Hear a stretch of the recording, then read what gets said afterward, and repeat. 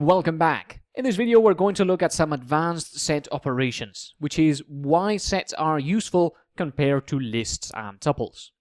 So what I've got here is my art friends and my science friends. In art, we've got Rolf, Anne, and Jen, and in science, we've got Jen and Charlie. So a couple of things you can notice about these sets is that Jen does both art and science, right? She's in both sets.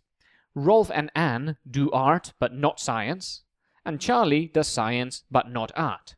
And in total, we have 4 people: Rolf, Anne, Jen, and Charlie.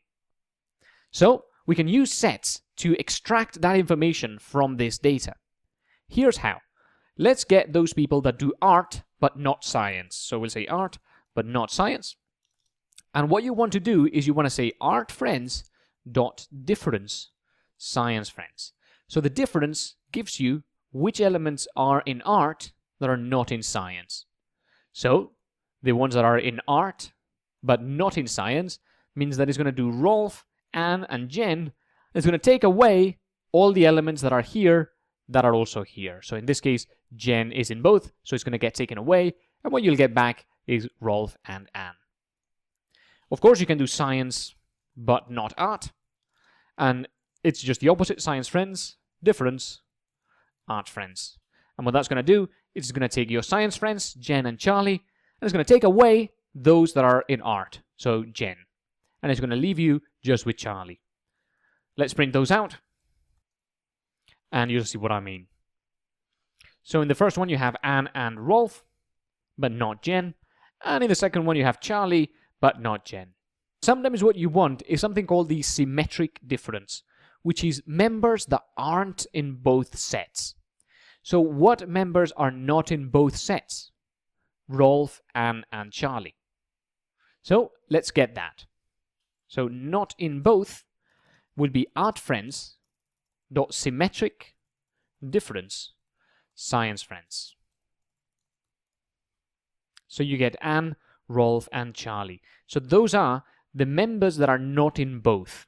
Since Jen is the only one that's in both, what you end up is everything together except the ones that are in both. Of course, because it's a symmetric difference, it doesn't matter which one goes first. You can put science friends dot symmetric difference art friends, or you can do what we've done here, art friends dot symmetric difference science friends. So to recap, difference does elements that are in one but not the other, whereas symmetric difference does elements that are not in both. If you wanted the members that are in both sets, so Jen, you can do that with something called the intersection. So you could do who is doing art and science, and that would be art friends dot intersection with science friends. And what that would give you is just Jen in her own set. Notice that this is still a set because it has the curly braces around it. So that is a set of one element. Finally, if you wanted all the people that are studying any subject, but without duplicates, you could do all friends is art friends dot union with science friends. And that is going to unite both sets and give you one big set with everybody in it. Of course, note that Jen is there twice, so it's only going to appear once in the final set because sets cannot contain duplicates, and you can see that this is still a set, so there are no duplicates in it. These operations are why sets are useful. For example, you could have a lottery game where your user has a few numbers and the system has decided on 6 numbers that are the lottery winners.